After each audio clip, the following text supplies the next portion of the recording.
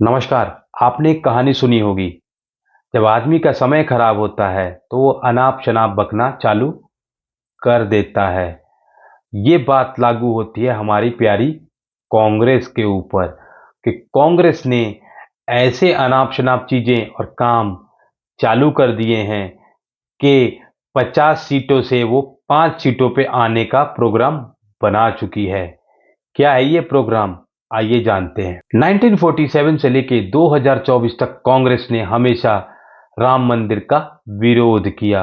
उनका हमेशा से यही मानना था कि राम मंदिर का विरोध करते रहो और अल्पसंख्यक जगत का वोट पाते रहो, जिसकी वजह से उनकी हमेशा सरकार बनती रही। और इस स्ट्रेटजी ने उनको इतना फायदा दिया कि 50 साल तक उन्होंने लगभग भारत में राज किया। और ये राज करने में जो मदद की, कई सारे लिबरल और लेफ्टिस्ट जो नेता बनते हैं अपने आप को, वो राम को भी ध्रुमित करते हैं, जाके आप बोल सकते हो कि राम को वो काल्पनिक बताते हैं।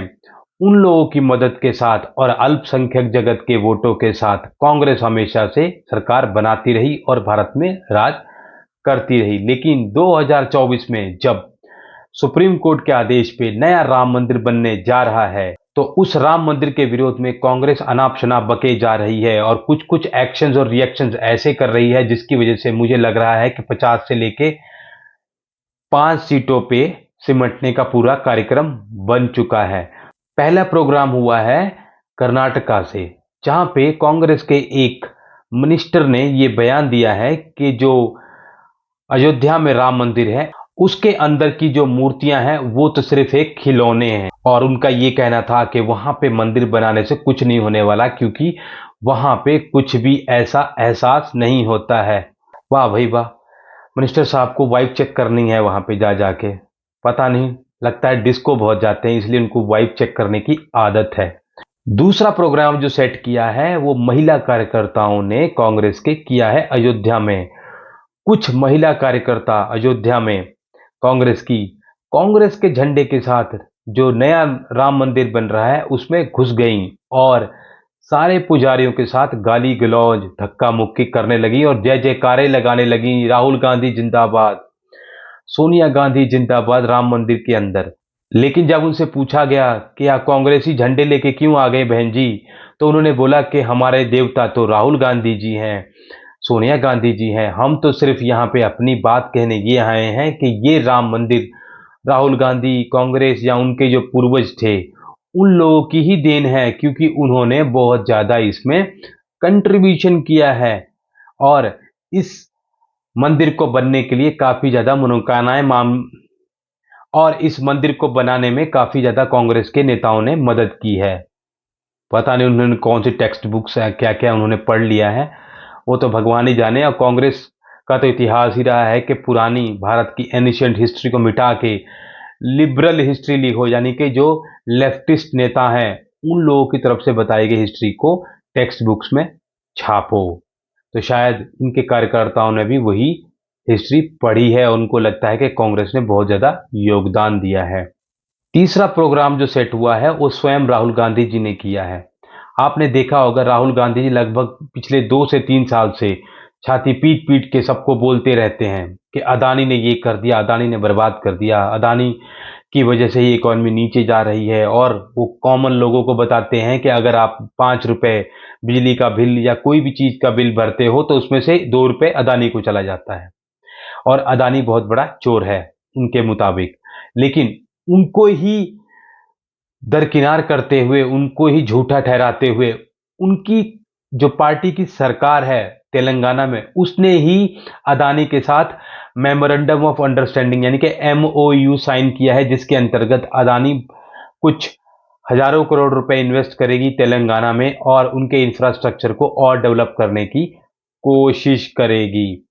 इसी बात पे जब कांग्रेस की एक प्रवक्ता से ये पूछा गया कि ऐसा क्यों किया, तो उसने क्या जवाब दिया? उसने बोला कि हम इसके ऊपर कोई जवाब ही नहीं देना चाहते। अरे भाई कमाल है, जब तुम पे कोई बात आई तो तुम जवाब ही नहीं देना चाहते और तुम सरकार से अलग अलग सवाल पूछते रहते हो अलग अलग बातों पे। लेकिन जो मोस्ट इंपॉर्टेंट बात है जो पूरे इंडिया में तुमने फैलाया कि ये अदानी चोर है, अदानी की वजह से हमारी इकोनॉमी नीचे जा रही है। जब अदानी के साथ ही तुम कॉन्ट्रैक्ट कर रहे हो तो भाई सवाल तो पूछने बनते हैं ना कि क्यों कॉन्ट्रैक्ट कर रहे हो और किस लिए कॉन्ट्रैक्ट कर रहे हो। तो उस नेता ने बोला कि हम अदानी के ऊपर सवाल नहीं लेंगे।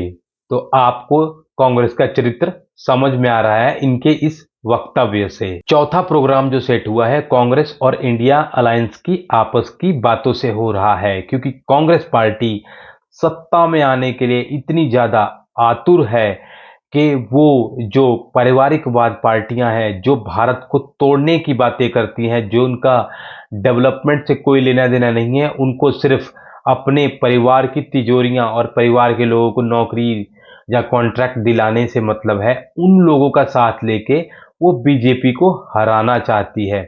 तो ये देखते हुए जो भारत की जनता है वो कांग्रेस के बारे में अच्छे से समझ गई है कि कांग्रेस पार्टी सिर्फ सत्ता में आना चाहती है, उसको किसी भी बुनियादी मुद्दे का कोई लेना देना नहीं है। क्योंकि आपको अगर मैं याद दिलाऊं तो पी चिदम्बरम जो फाइनेंस मिनिस्टर थे कांग्रेस पार्टी के यूपीए गवर्नमेंट के दौरान, जब जब बीजेपी की सरकार आई थी तो पी चिदम्बरम ने बोला था कि आप यूपीआई पेमेंट लेके आ रहे हो और यूपीआई पेमेंट को आप कैसे लागू करोगे भारत में, रेडी वाला कैसे यूज करेगा या कॉमन मैन कैसे यूज करेगा।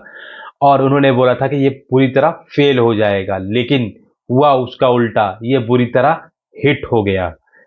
तो इसे कहते हैं कि जो विजनरी है या विजन है वो आपके पास बिल्कुल नहीं है। तो कांग्रेस पार्टी के पास विजन की कमी होने के कारण उनका हारना तो निश्चित बनता है और 50 से 5 सीटें आएंगी ही आएंगी।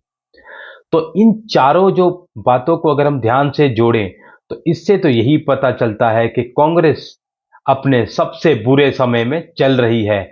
इस राहुल बाबा को अगर कांग्रेस हटा देती है तो शायद कांग्रेस 50 से 70 पहुंच जाए, लेकिन अगर राहुल बाबा कांग्रेस के पास रहते हैं तो बाबा बिल्कुल बच्चों की तरह चॉकलेट खाते हुए टाइम पास कर देंगे हमेशा, और वो बीजेपी को कभी भी हरा नहीं पाएंगे। राहुल बाबा की जय हो। आशा करता हूं आप लोगों को ये वीडियो अच्छा लगा होगा। अगर वीडियो अच्छा लगा है तो please like share and subscribe कर दें। तब तक के लिए